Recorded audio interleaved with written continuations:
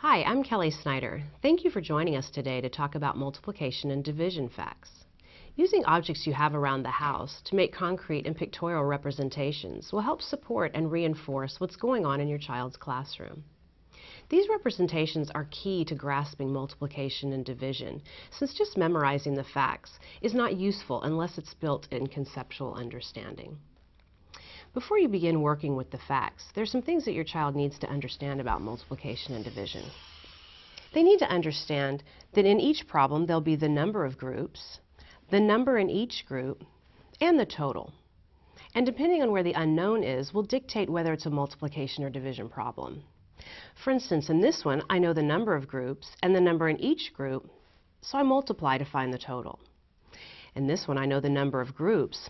Not sure how many are in each group, but I know the total is 6, so I'd use division to find that one.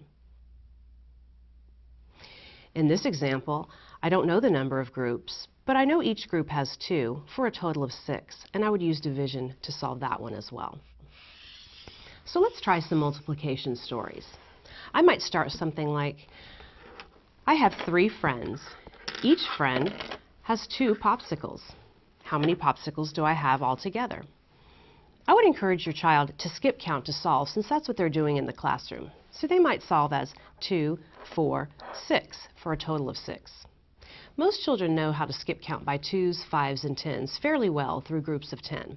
If they have to count by 3s or 4s, they may fall off into a stress count before they get the total. That's okay, because they'll get better with practice. So let's hear what that might sound like.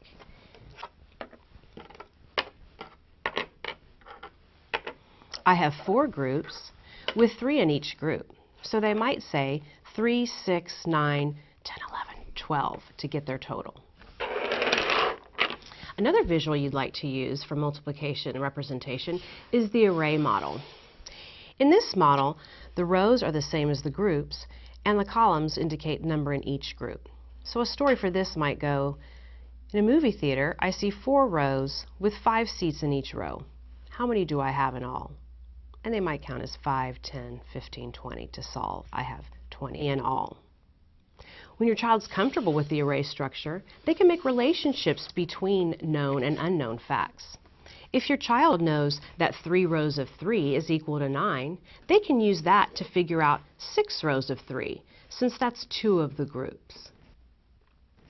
Or maybe they know 4 groups of 2 is equal to 8. So 8 groups of 2 would be 2 groups of 8.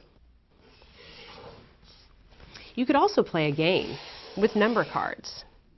The first number you choose would tell the number of groups to make. The second number would tell you the number in each group. So this one might look like this.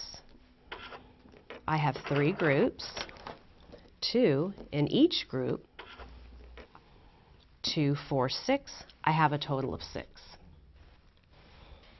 As your child becomes more fluent with groups of, the number of groups, and being able to share among groups, you can bring in some flashcards with visual representations for them to match up.